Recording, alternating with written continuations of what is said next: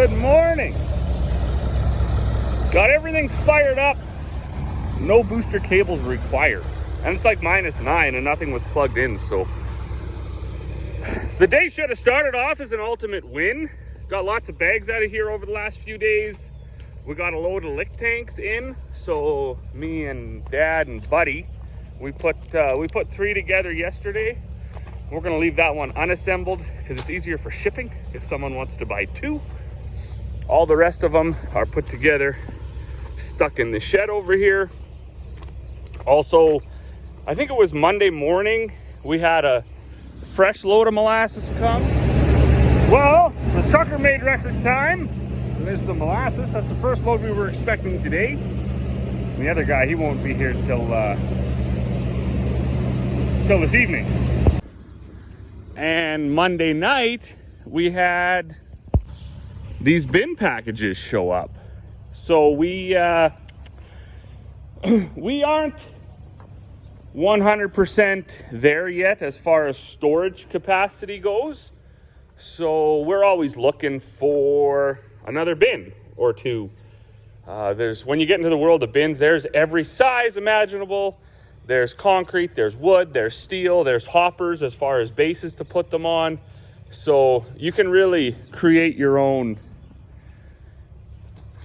You can really make a system tailored to exactly what you want, right? If you want all smooth wall hopper bins, if you want all 4,000 or 6,000 bushel bins, if you want all whatever, right? A few years ago, when we got the first 10,000s, we put them on wood floors and we shoved an aeration tube down into the middle of the bin so we can hook a sock up to it like I have on my canola bin right now, but also we can center unload it with our grain vac. Now, the way that we do that, you need a grain vac because you can't get an auger in at that angle.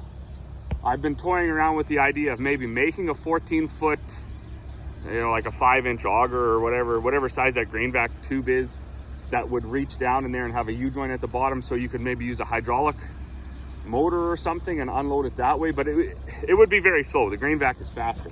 So that's the one hitch to what we do. You do need a grain vac. That's the easiest way.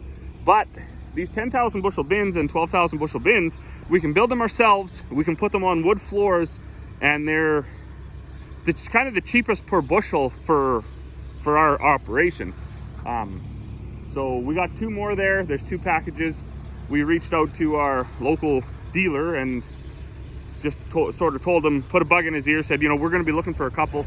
And he actually called Corey back and he said, yeah, we got some. They're not in Grand Prairie, but they're in Lethbridge. So we had these lick tanks in Lethbridge to come up anyways. So we got a hold of a trucker and he threw it all on one load, brought it up. So kind of saved a little bit there. And for a decent deal. I mean, it wasn't like, you can't pass up savings like that, but it was just an okay deal. And now that'll add us another 20,000 bushels of storage for next year. So life is good. The day should be 100%, but it's not. It's only about 95%. And that's because once we got the kids on the bus, I started filling out my tickets for the bags and stuff I got to make today. Returned a couple phone calls. Sent out a few texts. That's what I do every morning, basically till 9:30. But I'm looking out the window and the driveway alarm goes off and a truck goes racing down the road. Okay, I thought, well, I wonder if someone's here for bags already. Kind of early for that, but not, it happens before. Some people like to come before work or early in the morning when they're on days off. But truck didn't pull in on this approach. Where did it go? Fired down to the end of the road here to the bush. Didn't even hesitate. Just shot off into the field. Driving all over the field. Driving like everywhere. So now I'm invested, right? Because I made a few videos ago about how I hate hunters. I hate hunting season. They're the most disrespectful group of people by and large. I realize, okay, maybe not everybody, but by and large, they're the most disrespectful, entitled people I've ever encountered. And this year has been I've reached my breaking point. I can't take it no more. So I was going to get the side-by-side and go down there And in fact, I actually told Corey, I said, if I don't come back in about 20 minutes, I most likely got shot.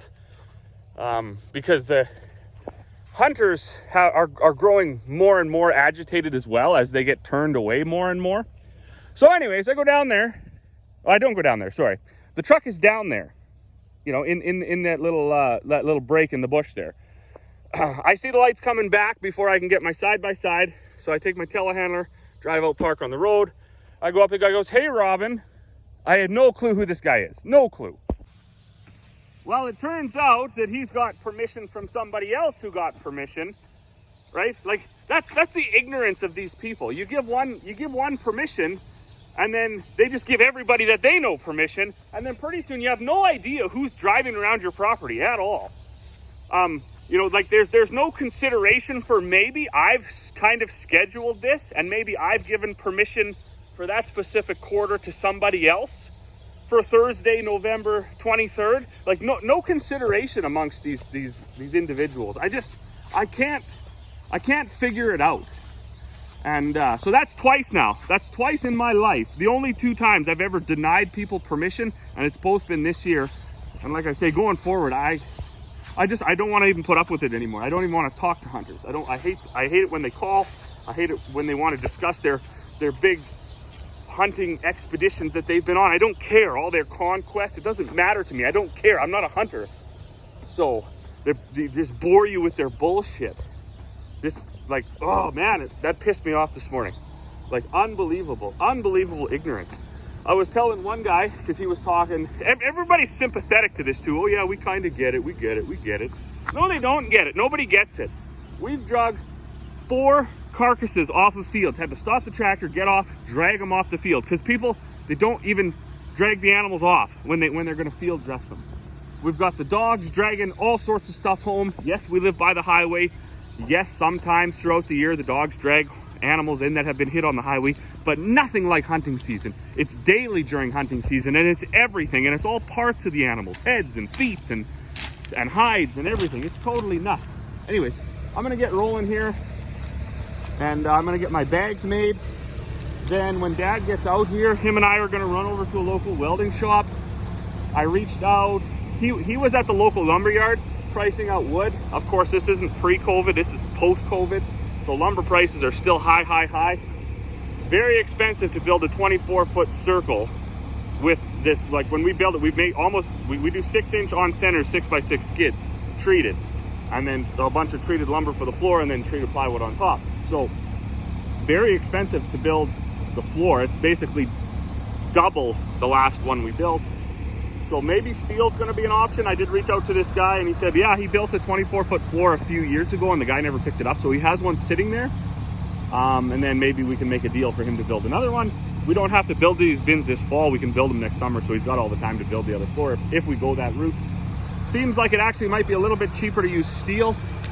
Concrete's always an option, but it's very expensive too. And then there's a lot of labor involved. You gotta clear off your spot, make it level, put a little bit of a foundation down, get the forms, get the concrete poured, let it sit, build your bin. So that's not the best either. And there are options for hopper bins.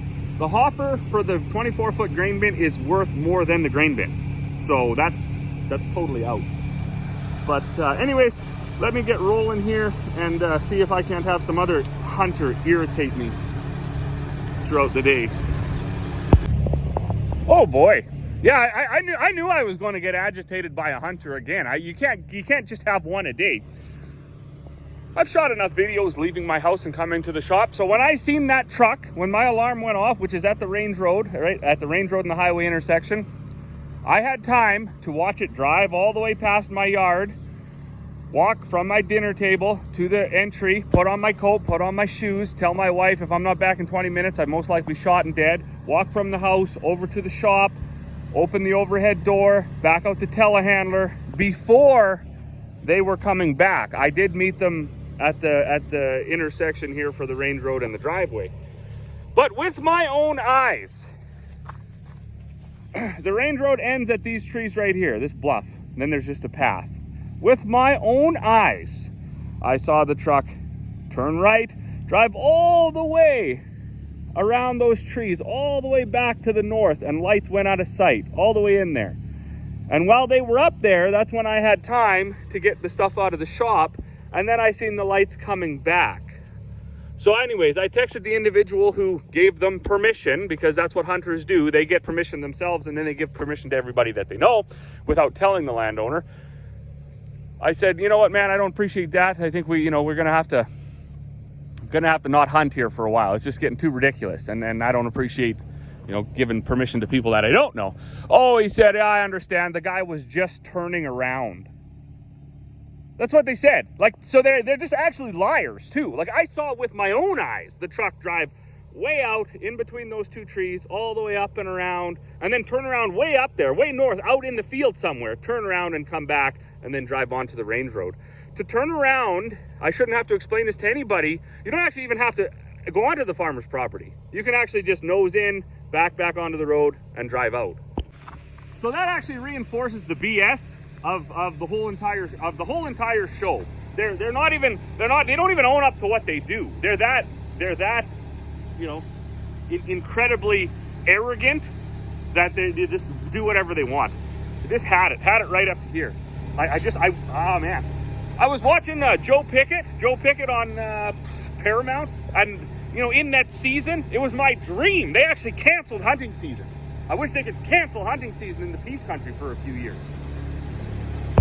Well, we got everything going. The first load of barley's getting rolled. Thought I was going to take a minute here and I'm going to pump 3 things, so bear with me. My channel, if you haven't subscribed to it and you're watching this video, please consider doing that. Also, a good buddy of mine, the Gentleman Farmer, he's got a YouTube channel. Go over and check him out. Consider subscribing to him. For small channels like mine and his, it's a big pump, it's a big boost. It keeps us excited about putting out content if we know people are liking it. And subscribing and liking the videos and sharing the videos is the best way to let us know that you're enjoying the content. But also, the Gentleman Farmer and I, we have a joint venture we started a few years ago called Smoke and Oak. That's another YouTube channel. So our independent channels about our farms, the content is all family friendly. We try to keep it upbeat and everything, and just educational and fun. Smoke and Oak, however, that's a different animal. That's 3-piece suits, fine scotch, cigars, and generally in a funny, intense evening of discussion. That channel, we really only do lives on it, and we really like it when people jump in and get into the chat. We do a giveaway after every live. It's pretty fun. I do have a feeling after today, though, and the elevated heart rate that I've experienced already this morning, a topic around hunters is probably in the future. So my buddy is also a landowner, also has issues with this, but those 3 channels, mine, the Gentleman Farmer, and Smoke and Oak.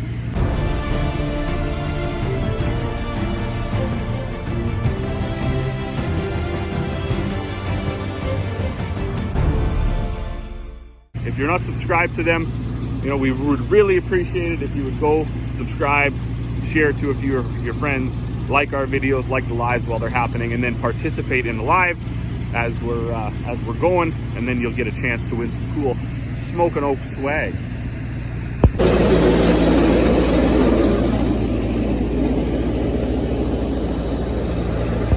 Okay, well, I actually just got back to the farm. So Dad and I, we ran over to local welding shop. They had a 24-foot steel bin floor.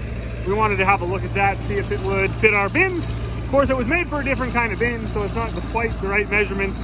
The guy was going to see if he could cut 6 inches out of it and bring it together. We're not like 100% sold on it because we're not too sure about stiffeners and things like that. So we got a little bit of research to do there. The funny thing that gets me with hunters is these Looney Tunes are decked out in thousands of dollars worth of camo, and they're driving a ginormous red truck.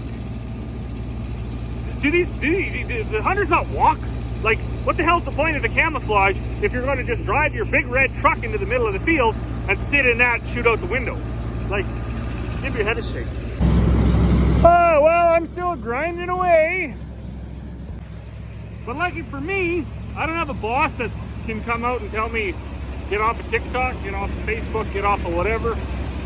So I often scroll through and I make some observations. And one that I've seen today is total insanity of being out of sugar, short of sugar, whatever. The Rogers people apparently decided to pack her in. Do a little protesting, which I don't know what they're protesting. I didn't look into it, but good on them, I guess. Do what you want. But what's concerning to me is the total hysteria that stuff like this causes. So I actually just Googled it because I wasn't 100% sure, but I was like 90% sure. Honey can almost always be a direct substitute for sugar. And because my family and I have decided over the past, say, 5 years for sure, we've been getting more and more aggressive into this path. Buy direct as much as possible, buy local as much as possible. That we have a lot of honey. What do you call it? Like ice cream pails full of honey and things like that. In fact, I think somebody even bought us like a 3-gallon pail of honey. So we have lots of honey, and of course, due to our lifestyle, we do a little bit more bulk shopping than most. So when Corey goes to town, she'll pick up, 2 or 3 packages of sugar instead of going once every week and getting one. She'll get 2, 3, or 4. Her and my mom, they do a lot of baking, so that's something that we always have. So for us and people like us who can buy direct, shop local, or do a little bit more bulk buying, always, not just in times of chaos, stuff like this doesn't impact us until it drags on for months and months and months and months. But it's interesting to see, apparently they have been on strike since September, how totally insane people are going day one not having sugar. Not to mention, myself included, I think a bunch of us could probably go this Christmas season without a lot of sugar. Well, the day started off rough, but it ended on a good note. So Dad and I got a lot done. Dad got about 2,000 bushels out of that 10,000 bushel bin moved. I got a bunch of bags made, bullseye truck unloaded, and now we're heading off to hockey. So as always, thanks for watching, and we'll see you all on the next one.